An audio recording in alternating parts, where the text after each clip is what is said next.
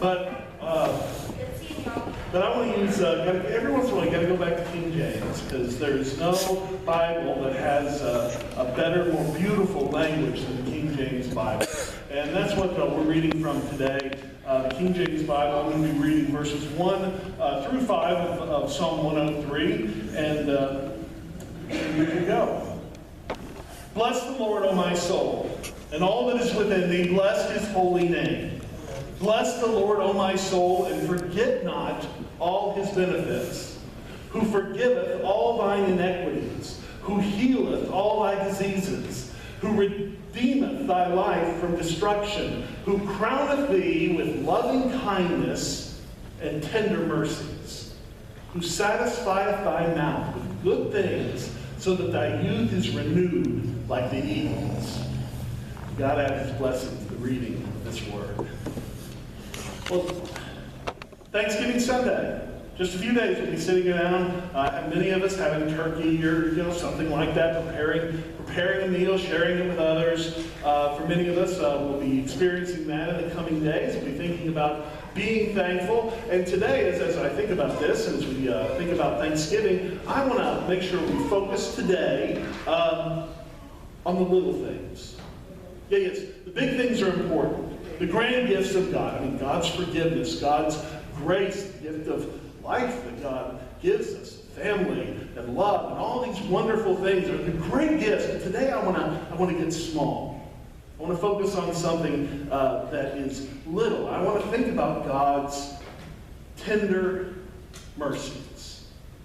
Tender mercies. I remember I first heard that phrase when the movie of that name came out. And I don't know if y'all remember this. It's a long time ago. It was the early 80s. And this movie came out, Tender Mercies. Anybody remember who was in it?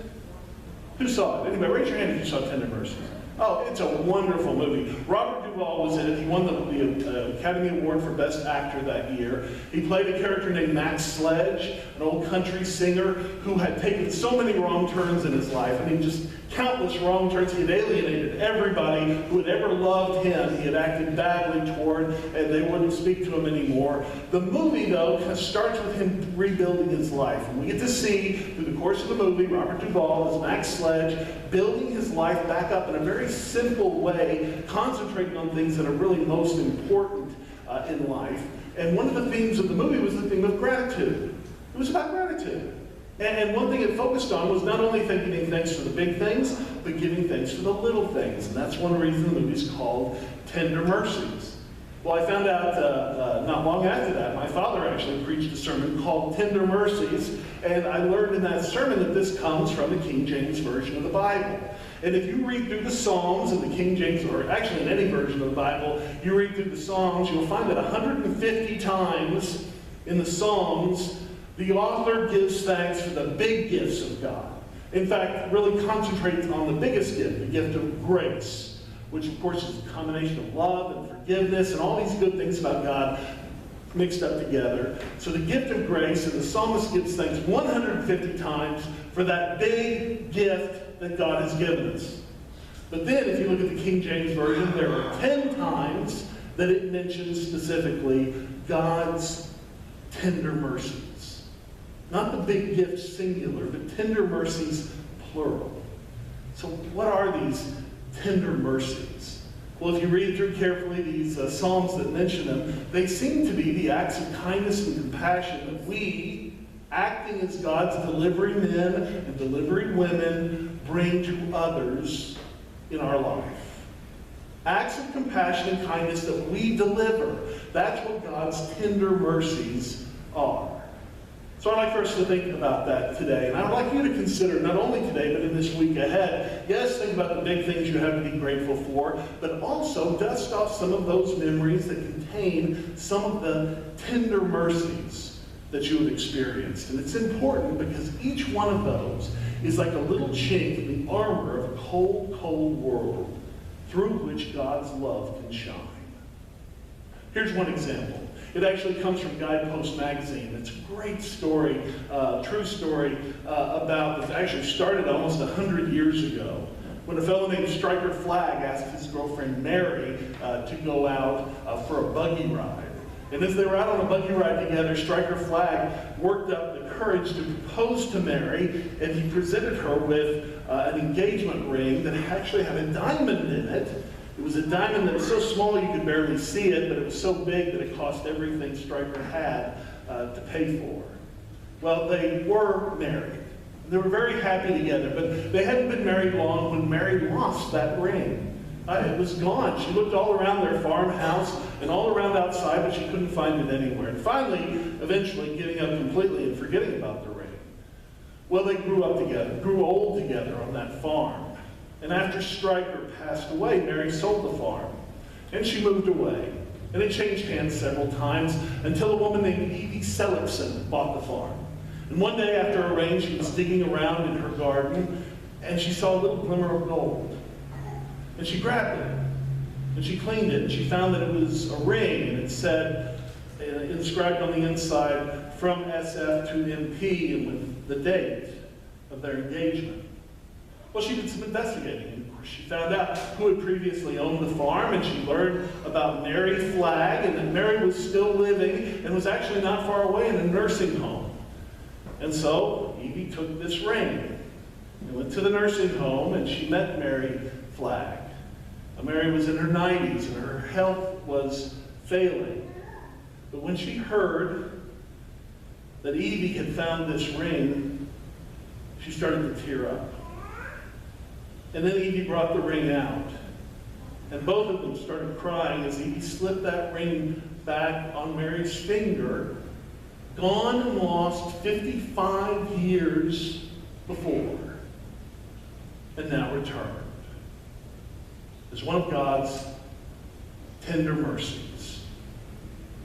Well, I think we all have a storehouse of such tender mercies. And like this story, often they are memories of people who have brought us something that we have lost, or given us exactly what we needed in a given moment, especially a moment of need. Someone came and ministered to us, loved us, supported us in some very particular way, and we remember that as one of God's tender mercies.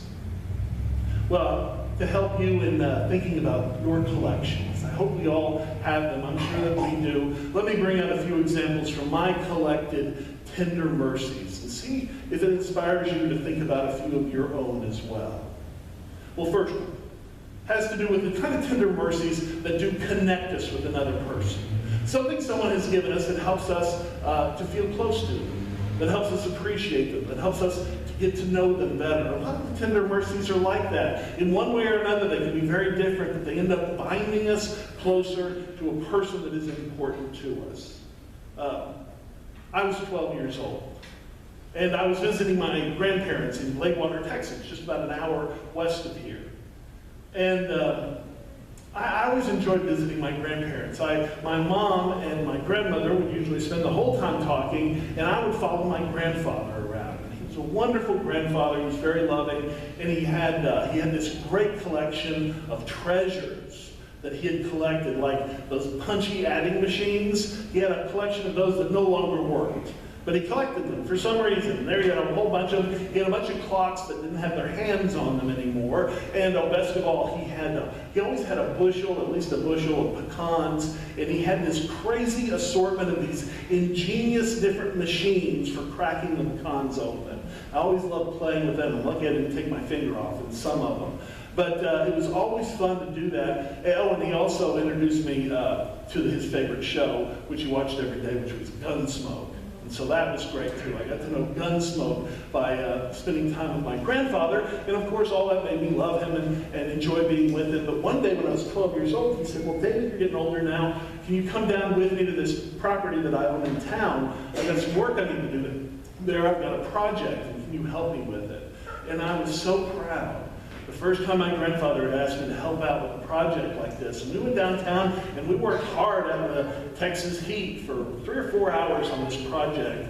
And he was so kind to me the whole time and very patient with me. And he really helped me feel like I was being a big help, which I'm not sure I was. Most 12-year-olds are more enthusiastic than they are capable. But he made me feel like I was helping. And And we finished the job, and we got a Coke or something, and we went home, and I wondered, why is that stuck in my memory? Was it the fact that my grandfather, or somebody for the first time thought I was capable of doing a job an adult might do? Was it the fact that I was able to spend time with my grandfather in a context I hadn't seen him before, working hard? Was it that I got to join him in doing that, and we got to work together for a common purpose? I'm not sure. I'm not sure, but I do know this, that thinking back on that memory, that having that and recalling it brings me such great joy. And it is something I consider one of God's tender mercies. A lot of our tender mercies are that way. Again, just memories of things that connected us to someone else. And some of them are memories of someone helping us or helping someone else at just that moment when they needed that help. Some act of love, some act of support. I remember it was 11 and a half years ago. It was actually a month or two before we came and moved to Shreveport here and began our time in ministry here at Kings Highway Christian Church. We were at a family reunion up in Colorado, and it was my wife's family, the Cooks. So it was the Cooks and the Elliots and the Lamberts. We were all there together, now the Bryces. We were all there together, and I remember one day, we had 3 different cabins we were in, and I remember one day, I was in a cabin with Leslie and her mother, and we were sitting at the dining room table, and my son Will was there. He was 2 years old, and he was playing on the floor with his toys, and we were talking to Nancy, one on either side of her, all about different things, family and all, and suddenly Nancy, my mother-in-law, Leslie's mom, starts to cry. Because we've been talking about her granddaughter, Laura, who has all these health concerns and all the problems that Laura's parents, Miles and Trila, had to deal with. And she just got overcome, and she started to cry. And I remember Leslie's holding her hand, and we're both trying to say words of comfort, trying to figure out what to say. And we're really at a loss because she's so upset and crying. And in that moment, as we're sort of tongue-tied there, all of a sudden, this box of tissues appears. And we look down, and Will is holding up this box of tissues and putting it up on the table for his grandmother. And he had, seen her crying. He didn't know what to say. He couldn't say much, but he knew that when people cried, they liked to have tissues. And so he'd gone off to the bathroom and got the box of tissues, and now he was holding it there, and with such a look of concern on his face as he was concerned about why his grandmother was crying and wanting to do what he could to help. And in that moment, Nancy looked at him, and we all looked at him, and in just an instant, her sadness turned to gratitude and to joy, and even to a little bit of laughter. And a surprised Will was suddenly gathered up in his grandmother's arms as she kissed him and hugged him and thanked him for bringing her one of God's tender mercies. Well, a lot of our tender mercies that we have, a lot of mine are a bit yellow with age. Some of them coming when I was a child, years, decades and decades ago, some coming from when my kids were little. But fortunately, I don't have to think back that far to remember tender mercies. And I hope you don't either. I'm sure you don't, because I have so many that I get from family and friends. And but I'll tell you, there's something very special about being able to be your minister. And being able to see all the tender mercies as I'm sort of standing to the side, to see the hundreds of ways all the time that people are giving each other tender mercies here at this church. The way we're holding each other up and supporting each other. Someone who is grieving and sad, and there is nothing to say, nothing to do, but I'll see someone simply put a hand on their shoulder. What a powerful gesture that is. Just that simple acknowledgement that, yes, I see you are grieving. I understand. And I want you to feel better. That's it.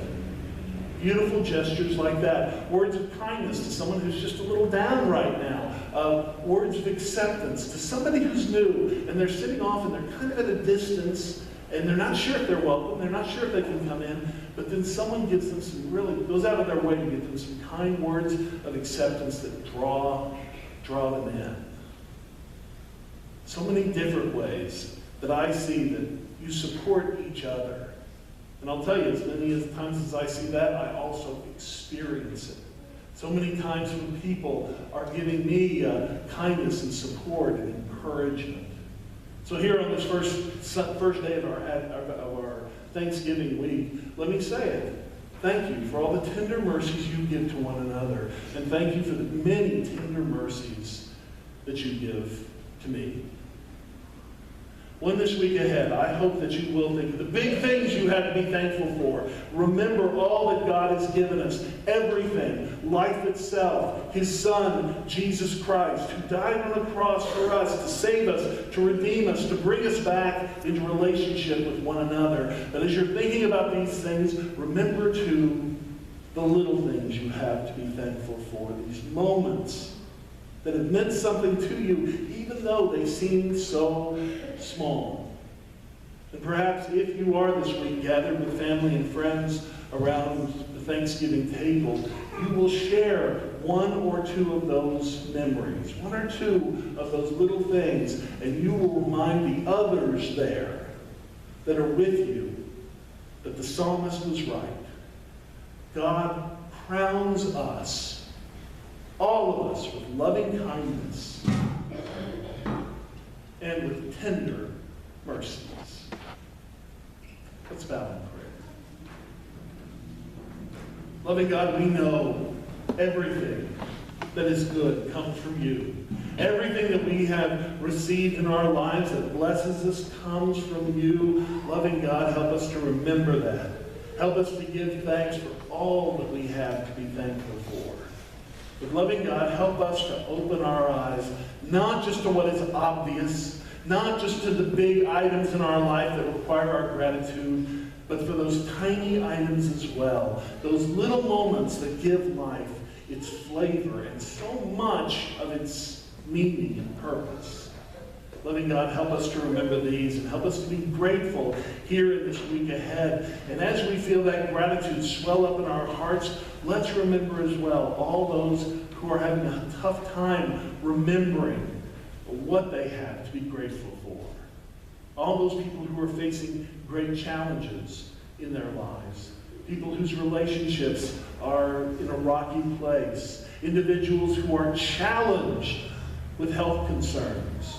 People who are grieving the loss of a loved one. Loving God, help us to see how we can come into their lives and deliver to them, maybe not the solution, certainly not the answer, but at least some of the tender mercies that you can inspire us to. Loving God, may that journey we have into this week of Thanksgiving, to the table that we will share, many of us, with those that we love. Loving God, may that journey begin here at this table. This table of thanksgiving that you invite us to. Loving God, we do ask that you bless this bread and this cup to the nourishment of our bodies and to the nourishment of our spirits. May this help us, this meal that we share today, help us to get off to a wonderful start in our Thanksgiving week. Dear Lord, all these things we ask in Jesus' name. Amen.